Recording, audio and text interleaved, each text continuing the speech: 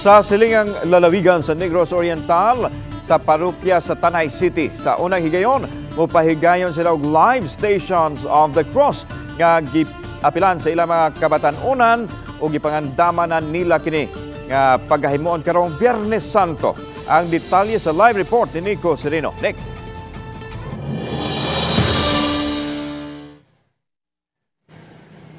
Yeslan, pamaagi kuno kini aron masayon masabtan labi na sa mga kabatan-unan ang mga istasyon sa krus ug ang kasakit ug sakripisyo ni Jesucristo alag sa katawhan. Sa grounds sa St. James the Greater Parish sa Tanay City, naabtan namo kagabi ang practices para sa live station of the cross.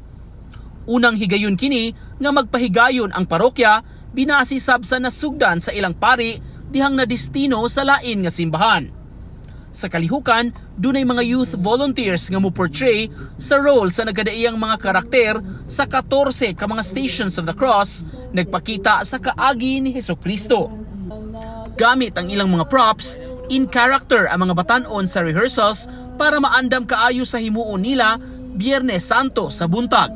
Kay tungod sa imong santos nga krus, gitubos mo ang kalibutan.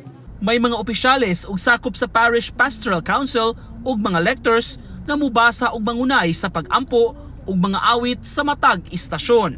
Jesus, I love you. Initiate ka mag-live guys dito siya sa Balugo, mao gyapon ang gihimo nga nag-live station of the cross. So karon kay siya may amo ang liturgist diri, siya poy naka-assign karon diri sa parish nga kuan mo nang iyang live. Sa naandan sa parokya, dunay citywide station of the cross nga salmutan sa mga deboto matag Biyernes Santo. Lain-laing lugar matag istasyon, ilang adtuan ug lakwon. Apan inay sa krus ug hulagway sa matag istasyon ang ibutang sa lain-laing strategic areas na hunahunaan nila ang live portrayal sa mga batan-on karong tuiga. Mas mapasabot kuno ang mensahe sa kalisdanan ug sakripisyo ni Jesucristo pagtubos sa kalibutan. Grabe kayo ang temptation sa gawas, so lisod man gud sila i-invite kay daghang mga enjoy sa gawas. Oo, mas lisod yun. Mo nang nagpasalamat ra pud mi sa mga batan-on nga mukuan ra gyud sila sa simbahan kay committed ra pud sila. In a way po mas maka-understand sila ug maka-recall sila katong kaagi gyud ni Kristo sa una ba kay karon as time goes by magkahinay og kawala ang history, so by this more bag ma-recall nila nga hala mo din ni giagyan ni Kristo ano mga kasakit mga kasakit ya sila mismo nag-portray.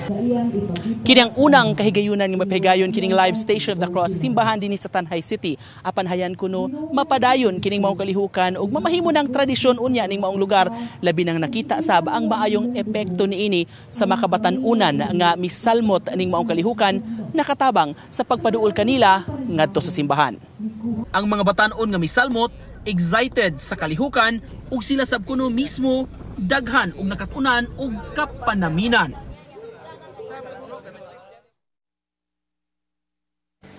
Nanawagan karon ang mga otoridad sa kooperasyon sa tanan aron mapabilin nga hapsay kining tanan nga makalihukan subay sa Semana Santa.